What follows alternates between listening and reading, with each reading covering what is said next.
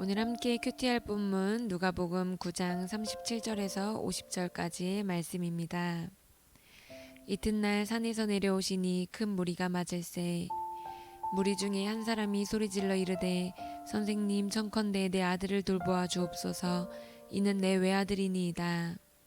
귀신이 그를 잡아 갑자기 부르짖게 하고 경련을 일으켜 거품을 흘리게 하며 몹시 상하게 하고야 겨우 떠나가나이다.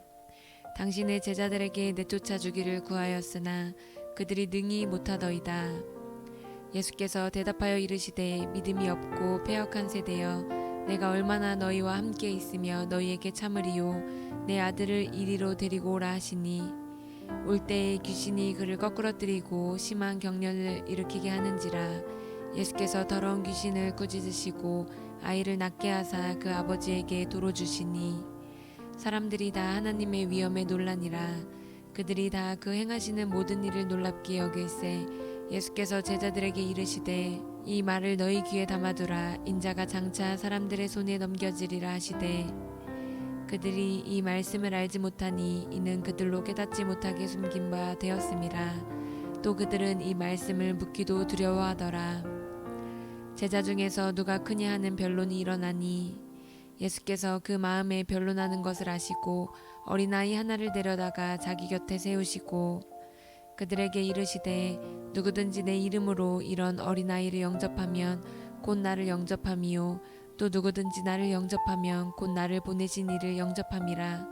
너희 모든 사람 중에 가장 작은 그가 큰 자니라. 요한이 여짜오되 주여, 어떤 사람이 주의 이름으로 귀신을 내쫓는 것을 우리가 보고 우리와 함께 따르지 아니하므로 금하였나이다. 예수께서 이르시되 금하지 말라. 너희를 반대하지 않는 자는 너희를 위하는 자니라 하시니라. 아멘.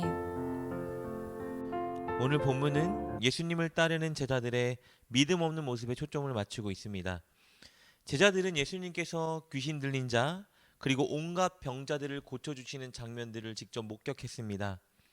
바람과 파도를 말씀으로 잔잔케 하시는 것도 목격했고 빈들에서 물고기 2마리와 보리떡 5개로 수많은 사람들을 먹이실 때 그들도 함께 그곳에서 먹었습니다.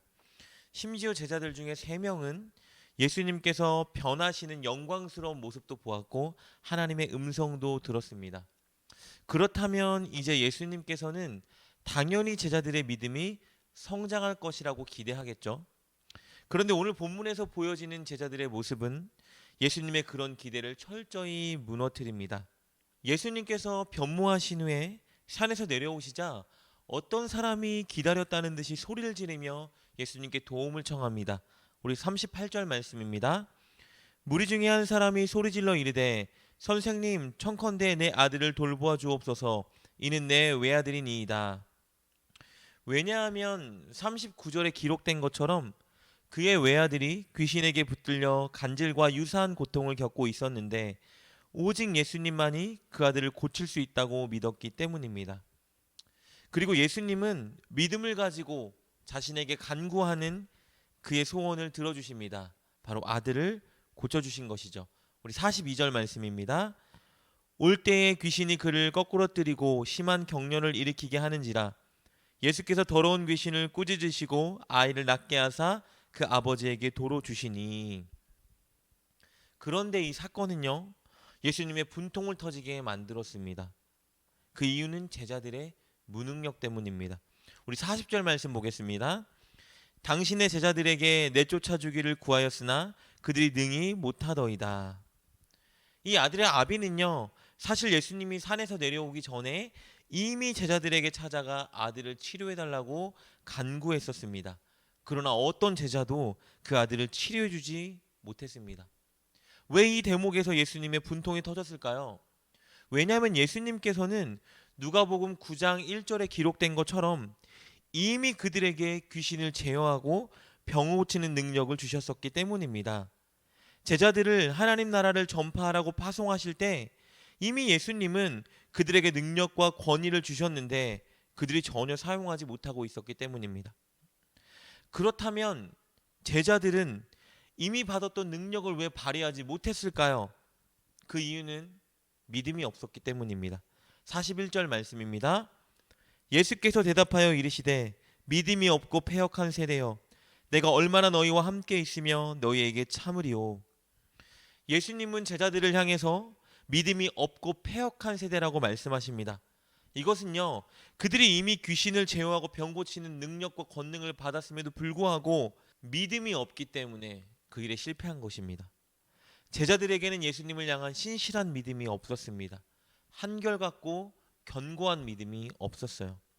그들은 8장 22절 25절에 기록된 것처럼 파도가 치는 배 위에서 그 믿음을 발휘하지 못했었고, 9장 12절 17절에 묘사된 오병이어의 사건에서 그 믿음을 발휘하지 못했었고, 또 오늘 본문에서도 그 믿음을 행하지 못했습니다. 그들은 한결같지 않았고 발전하지 못했고 늘 들쑥날쑥했던 것이죠. 사실 그들이 보여줘야 했던 모습은요, 오늘 본문 49절에 등장하는 무명의 사람이 보여준 모습입니다. 이 사람은 비록 제자들처럼 예수님을 따르는 무리에 속해서 함께 예수님과 동행하진 않았습니다.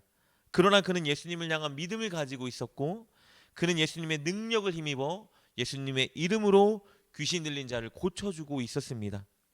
그런데 제자들은요, 자신이 해야 할 이 일을 하고 있는 그 사람을 자신들의 무리에 속해 따르지 않는다는 이유로 그를 반대하고 그가 하는 일을 막았습니다. 우리 49절 말씀입니다. 요한이 여짜오되 주여, 어떤 사람이 주의 이름으로 귀신을 내쫓는 것을 우리가 보고 우리와 함께 따르지 아니함으로 금하였나이다. 이것이 믿음 없고 어리석은 제자들의 모습입니다. 심지어 그들은요, 아직도 예수님을 온전한 메시아로 이해하지 못하고 있었습니다. 예수님께서 오늘 본문을 보면 두 번째로 당신이 당할 순환을 예고해 주시는데 제자들은 전혀 깨닫지 못합니다. 우리 44절 45절 말씀입니다. 이 말을 너희 귀에 담아두라. 인자가 장차 사람들의 손에 넘겨지리라 하시되 그들이 이 말씀을 알지 못하니 이는 그들로 깨닫지 못하게 숨긴 바 되었음이라. 또 그들은 이 말씀을 묻기도 두려워하더라. 제자들은 도대체 왜 이렇게 신실함이 없고 또 예수님이 말씀해 주심에도 불구하고 온전한 예수님을 메시아로 이해하지 못했을까요? 그 이유는요, 그들이 여전히 세상의 가치관에 물들어 있었기 때문입니다. 하나님 나라의 가치관을 온전히 받아들이지 못했기 때문이에요. 어제 본문에서 우리는 예수님을 따르려면 자기를 부인해야 한다는 것을 살펴보았습니다. 자기를 부인하는 것은 세상의 가치관, 이전의 정체성을 버리고 하나님 나라의 가치관과 예수님의 말씀만을 믿고 따르는 것을 의미합니다. 그러나 제자들은 하나님 나라의 새로운 관점을 온전히 받아들이지 못했어요. 여러분, 세상의 가치관으로 볼 때요, 하나님, 왕, 메시아, 능력 있고 큰 자라면 반드시 존귀와 영광만 받아야 하는 분이지 낮아지고 고난과 버림을 받아야 하는 분은 아니죠. 그러나 하나님 나라의 가치관은 완전 반대입니다. 낮아지는 자, 섬기는 자, 나눠주는 자, 사랑하는 자, 바로 이런 자가 가장 큰 자이며 높은 자인 것이죠. 그러나 제자들은요, 세상의 가치관에 함몰되어 있었기 때문에 존귀와 영광을 받아야 할 예수님은 받아들였지만 수치와 고난과 죽임을 당해야 할 예수님은 받아들이지 않았던 거예요. 제자들의 이런 모습은요, 46절에 더 도드라지게 나타나는데요, 자기들 중에 누가 더 큰지, 누가 예수님께 더 사랑받는지, 누가 바로 이인자가 될 만한 인물인지에 대해 서로 다투고 있었습니다. 우리 46절 말씀입니다. 제자 중에서 누가 크냐 하는 변론이 일어나니, 예수님은 이런 그들의 변론과 마음을 아시고 이렇게 말씀해 주십니다. 48절 내용입니다. 그들에게 이르시되 누구든지 내 이름으로 어린아이를 영접하면 곧 나를 영접함이요, 또 누구든지 나를 영접하면 곧 나를 보내신 이를 영접함이라. 너희 모든 사람 중에 가장 작은 그가 큰 자니라. 서로 크겠다고, 큰 자가 되겠다고 다투고 있는데 예수님은 어린아이를 영접하라고 말씀하세요. 여러분, 영접한다는 것은요, 환대하는 것을 의미하는데요, 당시에는 보통 사회적으로 최소한 나와 동등한 수준의 사람이나 나보다 훨씬 높은 사람, 명예를 가진 사람을 영접했습니다. 그런데 어린아이들은요, 사회적인 지위와 명예에 있어서 당시 가장 낮고 아래쪽에 위치한 자들이었어요.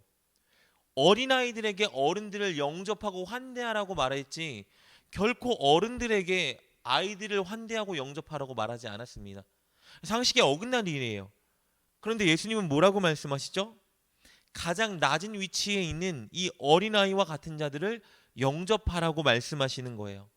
서로 높은 자리에 올라가고 싶어하고 인정받는 자리에 서겠다고 다투고 있는 제자들에게 예수님은 가장 낮은 위치에 있는 사람들을 섬기고 인정하고 환대하라고 말씀하고 계시는 겁니다. 세상의 가치관을 완전히 뒤집어 엎는 하나님 나라의 가치관을 말씀해주고 계시는 겁니다. 왜 그럴까요?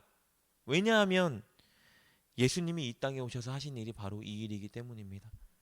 가장 높고 위대한 신이 인간의 몸을 입고 이 땅에 오셔서 죄인이며 인정받지 못하고 소외된 가난한 자들에게 복음을 전하시고 그들을 사랑하시고 그들을 섬겨주셨습니다. 그렇다면 예수님을 따르는 제자들이라면 바로 그런 모습을 따라야 하겠죠.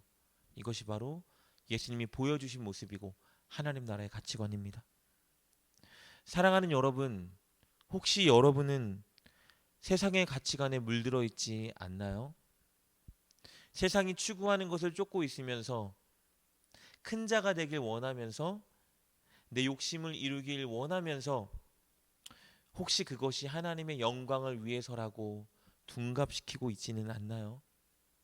여러분, 오늘 이 시간에 그것을 곰곰이 생각해 보면서 하나님께 내려놓고 기도하는 시간을 보내셨으면 좋겠습니다. 그리하여 나를 높이고 세상에 인정을 받는 그런 사람이 되려는 것이 아니라 진정 하나님의 영광을 드러내며 말씀을 따라 사는 여러분 되시기를 주님의 이름으로 축복합니다. 기도하겠습니다. 하나님, 우리가 여전히 세상의 가치관에 함몰되어 있다면 그 영역과 그 부분이 무엇인지 깨닫게 하여 주옵소서. 세상으로부터의 인정이나 내가 크고 유명한 사람이 됨이 아니라 진정 하나님의 영광을 드러내며 예수님의 말씀을 따라 사는 자가 되게 하여 주옵소서. 예수님의 이름으로 기도드립니다. 아멘. 오늘 말씀을 통해 깨닫고 결단한 것은 무엇입니까? 그것을 붙들고 하나님께 기도합시다. 그리고 그렇게 실천하며 하루를 살아가는 여러분 되시길 주님의 이름으로 축복합니다.